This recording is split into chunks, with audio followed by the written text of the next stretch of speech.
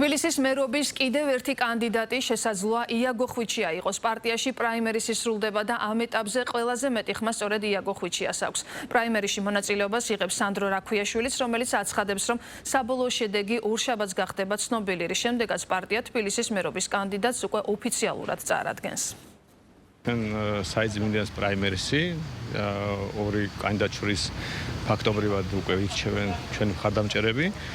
მათ შორის იაგო ხვიჩია და მე ვარ და ორშაბათს პრაიმერისი დაიხურებოდა. იმ შედეგიდან გამომდინარე, რაც იქნება, ის იქნება ჩვენი კანდიდატი, რომელსაც მე კიდე წავაგეთ საკრებულოს წევრებთან ერთად. ამ ეტაპზე იაგო პირველ ადგილზე ამ პრაიმერიში, მაგრამ გარანტია იმისა, რომ ეს არ შეიცვლება ამ დღეებში არ არსებობს, ამიტომ მეგონი ჯობია დაველოდოთ და როცა ჩვენი მხარდამჭერები საბოლოო არჩევანს გააკეთებს, ის იქნება დანამდვილებით, მაგრამ იქიდან გამომდინარე, რომ იაგო პირველ ადგილზე ამ მიმდინარე მომენტში შეიძლება ვივარაუდოთ, რომ ამის ალბათობა მაღალია. ბატონ იაგოზე არ ვიცი, ჯერ მოდი დაველოდოთ, ეს არ არის დადასტურებული ინფორმაცია და დადასტურებული ინფორმაცია არის ბატონი კუპრაძე, ბატონ იაგოზეც თუ დადასტურდება, რომ იქნება კანდიდატი, ეხლა ჩვენი კანდიდატი არის ბატონი კახიკალაძე, რომელსაც საქმით აქვს ყველაფერი დადასტურებული, ბოლო 8 წელს რო გადავალო თვალყური, თუ რამდენი რაღაცა გაკეთა თბილისში და დღეს შეგვიძლია ჩვენ ძალიან თამამად განვაცხადოთ, რომ თბილისი არის ნამდვილად ევროპული სტანდარტების დედაქალაქი. თბილისის მერობა ეს არ არის უბრალოდ რაღაცა